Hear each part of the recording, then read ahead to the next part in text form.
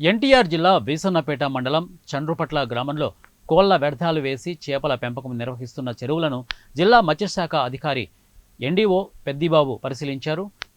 చండ్రుపట్ల గ్రామంలో చేపల చెరువుల వద్దకు వెళ్లి చేపలను పరిశీలించారు.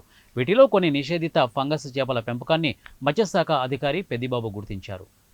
నిషేధిత చేపలను పెంచడమే కాకుండా వాటికి ఆహారంగా చనిపోయిన కోళ్ల వ్యర్థాలను వేసి పెంపకం కొనసాగిస్తున్నారు.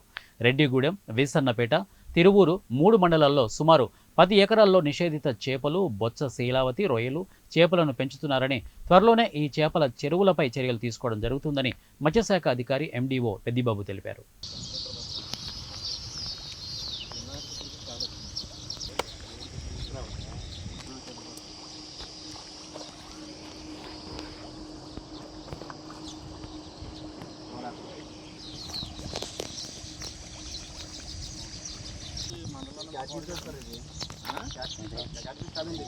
అది పక్కన పెట్టు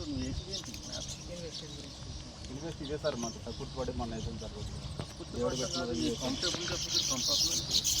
పాల పెంట తెచ్చాను. పాల పెంట మామిడి ఇక్కడ క్లీన్ చేసి అన్ని వివరాలు చెప్పుకోండి, కోర్టులో చెప్పుకోండి. నువ్వు ఎక్కడి నుంచి తెచ్చావో, ఆదివారం తెచ్చావు, మంగళవారం తెచ్చావు, త్వరగా రమ్మని ఫోన్ చేస్తాండి. కొద్దిగా కాళ్ళు, కొద్దిగా ఈకలు, కొద్దిగా పేగులు ఎలా ఉంటాయి? పేగులు లేదు సార్. కాళ్ళు కలగాలి సార్. అసలు జ్ఞానం అనేది లేదు మీకు.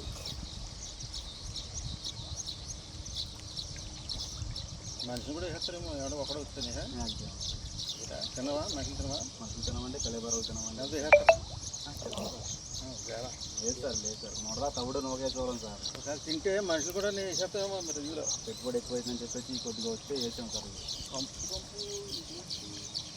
పురాణం పడైతే పోద్దు. పాప నుంచి రిలీజ్ తీసుకున్నారు. ఎక్కడి నుంచి వచ్చారు వీళ్ళు?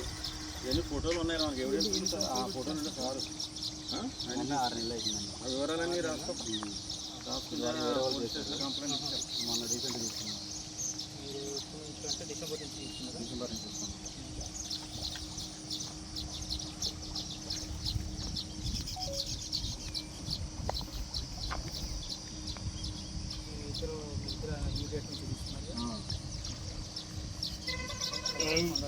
పంగా